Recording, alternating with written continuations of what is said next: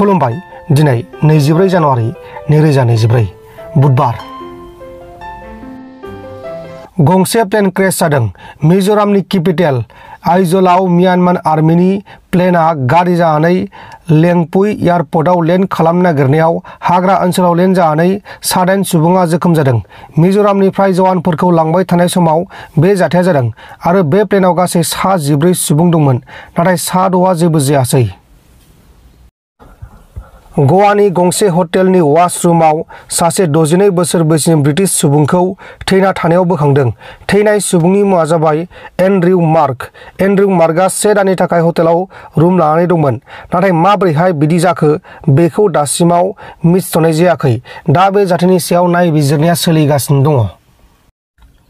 बिटिआरआव आरोबाव गं 19 गामिया थाबैनो हाबबावसिगोन। दासिमाव गं 41 गामिया उदालगुरि जिल्लाजों एटाच जाना दङ। देनां बेहायबो बियाब जाहैगोन होननानै इउजि ब्रह्मआ बुंदों। 19 गामिया गोख्रैनो सोजाबावगोन आरो सेकेन्ड पेजआव आरो ओमफ्राय माखासे थाबावनायखौ पर्यायक्रमाव सोलांबाय थागोन। दा जिहेतु गामिया सोजायोबा दासिमाव जे 41 गामि बे उदालगुरि डिस्ट्रिक्टजों माबा जानानै दं, एटाच जानानै दङ। दा देनांहाय बाहायबो कनस्टिटुवेन्सि जाहैगोन बिटिसिनि सोजाखानाय बर' गामिखौ बिकेडब्लिउएसिआव लाबोनांगौ लाबोनाङा।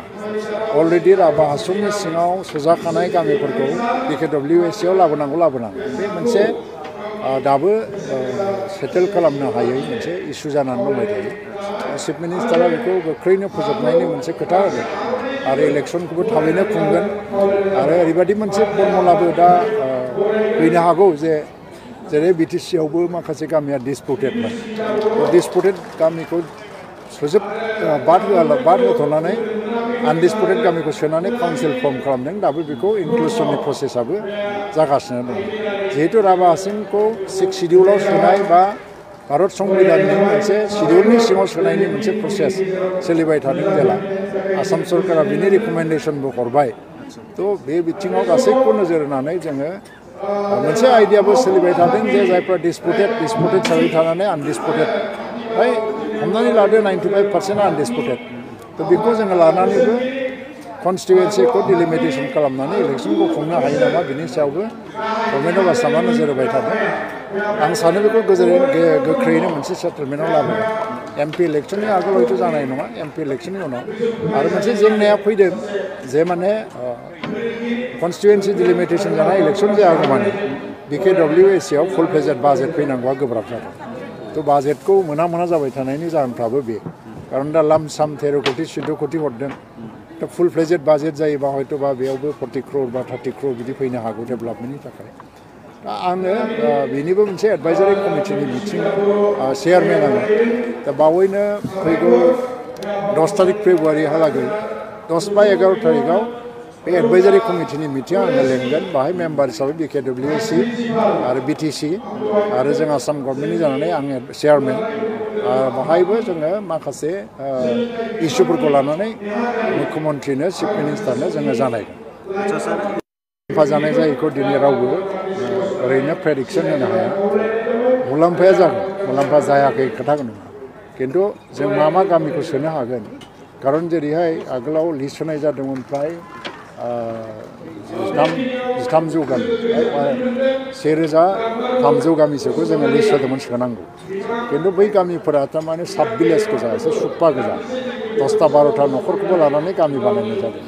दा बेखौ ज' खालामनानै मोनफा गिदिर गामियाव जों जुदि लाङोबा गामिनि नाम्बारा बहुद खम जाहैनो हागौ। थ' ओंखायनो अलरेडि दा 41 गामिखौथ' सोबाय आरो जों नायबिजिरगासिनो दङ। 19 गामिया गोख्रैनो सोजाबावगोन आरो सेकेन्ड पेजआव आरो ओमफ्राय माखासे थाबावनायखौ पर्यायक्रमाव सोलांबाय थागोन। दा जिहेतु गामिया सोजायोबा दासिमाव जे 41 गामि बे उदालगुरि डिस्ट्रिक्टजों माबा जानानै दं, एटाच जानानै दङ। दा देनांहाय बाहायबो कनस्टिटुवेन्सि जाहैगोन बिटिसिनि 2-3 कनस्टिटुवेन्सि बाहायबो जाहैनो हागौ। आरो कनस्टिटुवेन्सि जायोबा काउन्सिल एडमिनिस्ट्रेसनाव आन्दाराव फैनाय लोगो 6 सिडिउलनि जेसेबां माने सुबिदाफोर दङ बेखौ मोनजोबगोन। दा जायफ्रा थालांगोन बिकेडब्लिउएसिआव थागोन। थ' बेखायनो बेखौ जोङो गोख्रैनो मावनो नाजाबाय थादों। दाखालि अमित शाह फैदोंमोन गेलामारायाव, बेवहायबो बिनि सिगांबो जाहा बिटिसिनि चिफ प्रमद बर'आ बे इस्युखौ बिथांनि सिगाङाव लाबोदों बिथाङाबो जोंनो मोनसे आश्वास होदों बेखौ गोख्रैनो फोजोबनो नाजानोसै। नोंथांमोन दिननि खौरांफोरा बेखिनिल'मोन। बेखिनिसिम नायनायनि थाखाय नोंथांमोननिसिम रोजा रोजा साबायखर। गोजोन्थों एसेनोसै। जय बर' हारिनि।